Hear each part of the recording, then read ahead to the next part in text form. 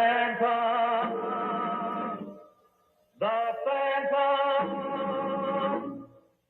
the natives call him the ghost who walks, the Tontos call him when he walks. The Phantom, the Phantom. Welcome back, my fellow agents. That is indeed the proposed theme song for the the pilot for the 1961 Phantom show. We will be reviewing that shortly, maybe next week. However, it is Thursday. We are going to be reviewing the episodes 9 through 12 of The Phantom from 1943. So this is the penultimate Xenorama episode of the Phantom serial.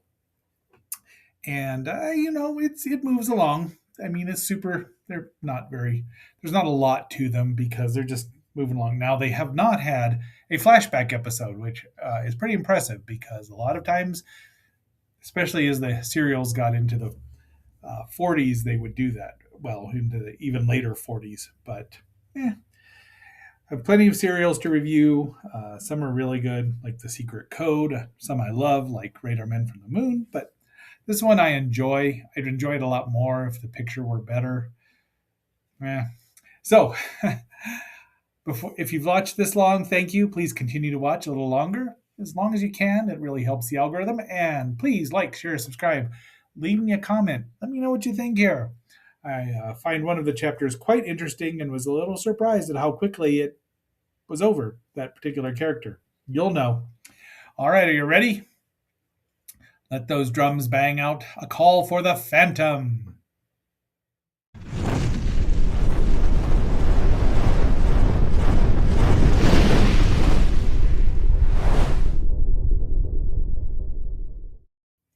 So, Chapter 9 of The Phantom with Tom Tyler and Gene Bates.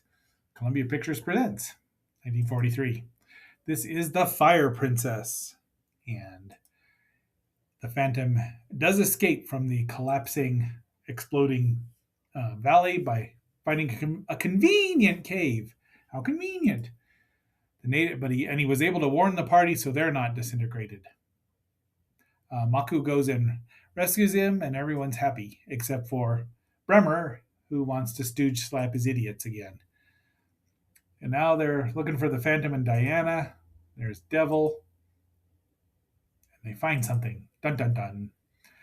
Diana still wants to go with him, and he's like, no. But unfortunately, one of Bremer's thugs puts him under there and takes him to the Fire Princess, who sounds like she's from Brooklyn. But she does a really good job here as the Fire Princess, greeting the Phantom as an equal, like they should know each other, and they act like it. So all this pretense, She says, I can survive the fire, can you? And she does her dance, and I tell you that not one teenage boy who was in the theater was paying any attention to anything else in this episode except for her dancing. Once again, a cleaner picture would really help, and the Phantom deserves it, especially in his 90th year of being published, of existence, if you will. This is where she challenges him and does another dance. And I think that Diana's looking a little askance at him. Oh no, the fire caught him. And now we go right into the Chamber of Death. Chapter 10. Don't miss it. We will not. From beyond the stars come the most fearsome monsters in the galaxy. Only Godzilla stands in their way in Godzilla on Monster Island. Is even Godzilla strong enough to defeat the invaders? Matching unbelievable strength. Exchanging incredible death-dealing rays. Don't miss Godzilla on Monster Island. Rated G.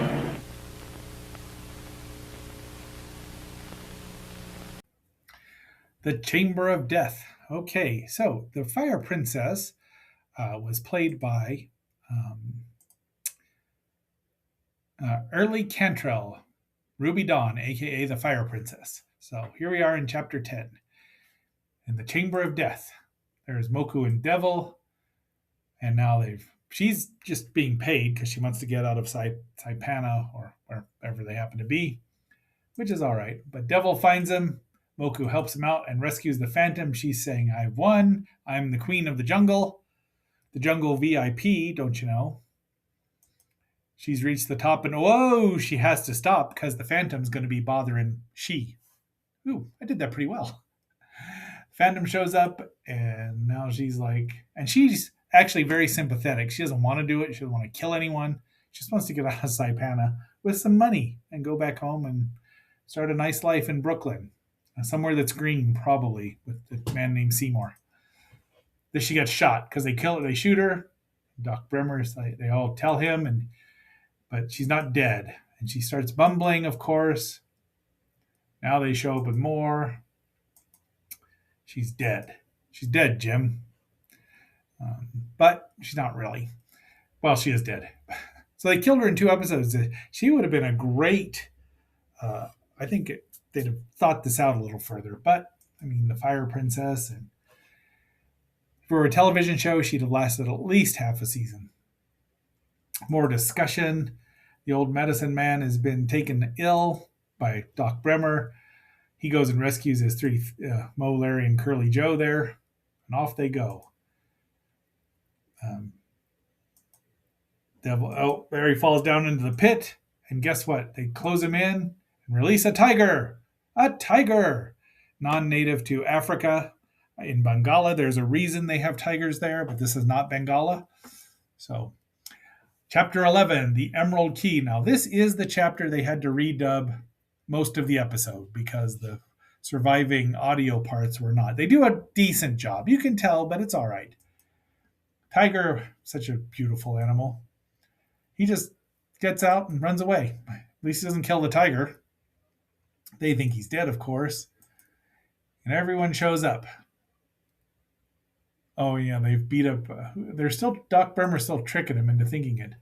He tells them what's going on. There's looking for that. And then they have to go to the Tartar's realm. The Tartar. So these are a bunch of white men playing. Yeah, I'm sorry. Let's see if I can find out who any of these are. Tartar Chieftain is Dick Curtis, uncredited. Everyone's uncredited but the ones you see in the credits, which makes sense now, doesn't it? So off they go. There's his men. They live in a nice village with they don't show anything else, so this is the only way in or out. And they're like, the Phantom comes in and says, I'll treat you as an equal. He fights, another fight. And the Tartar is on his hookah there, and he throws him into the well. Now there'll be a trial. Because, they don't know when he's there. They don't allow outsiders. It's kind of contrived. But the Phantom, like James West, has, ways to get out of things. He runs into him. This guy tells the Tartar he's escaped. Off he goes. You can't really see him, but he's right about there. And he gets knocked out yet again. And the trestle's going to close on him. Dun, dun, dun. And finally, the Fangs of the Beast in Chapter 12. Don't miss it. Be there.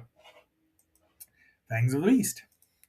So he lays into his henchmen, and I want to say that's probably that's not Count Salento, but it just he wallops him because he's taken Diana captive. He doesn't do that, and the Tartar's actually a pretty decent fellow, I must say. Phantom wakes up and rolls out just in time. Zoom, out he goes. So they're going to give him back his man for trading for Diana, who they've captured. Mocha kills one of them, but off they go. So there you go. Devil's been conked on the head, but he's going to be all right. And he goes in and says, his henchman there says, I've captured him. And he says, no, he didn't. I did it. I'm coming here as an equal. He's just this same guy he stooge slapped. He's so mad. He's really good, this Dick Curtis guy. So quite enjoyed him in this performance. But now they find out their men's dead. And somebody has done it. And it might be let's see. Do we have his name in there? Where'd he go? Grogan, native, brute. No. Well. Oh, Byron. They think it might be Byron because they say that in there. bring him in, and he's dead. So now he says, you can win. If you win, you can, my trial by combat, you can leave. Gives him his guns to show him he's an honorable man. And guess who it is? He's got also, it's a giant ape played by Ray Crash Corrigan, who did this a lot because he's a big guy. He was also It, the Terror from Beyond Space. I think that's the name of it. I think we've reviewed that. Great movie, though. I mean, enough for, well, anyway. So the fight begins. Dun, dun, dun. And they're just watching because they're, but that's it. Next week, chapter 13 through 15 plus. I hope I can get some good enough screen grabs of that unaired pilot, but we'll see.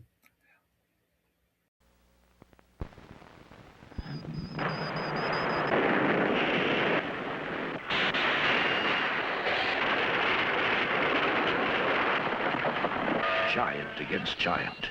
The ultimate battle. Godzilla versus Megalon. Giant against giant in the most spectacular battle yet. You'll see it all in Godzilla versus Megalon. Rated G.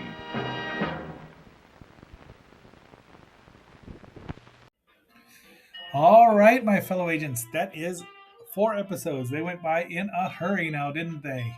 So I am looking forward to wrapping this up because it's a good serial, but we got more things to do here. I've got another live action show from Japan, a certain homage to the 66th anniversary of a giant superhero, silver and red superhero. But tomorrow will be 7-Song Friday, and it will be a very special and unique one. I'm going to try something with. Not that it's all going to be new wave, but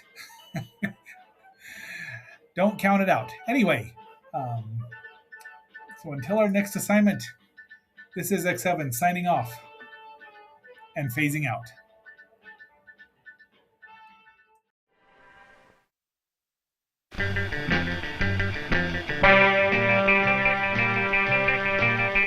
If I can only get unstuck, I'll be swinging at one of my most fearsome foes next week.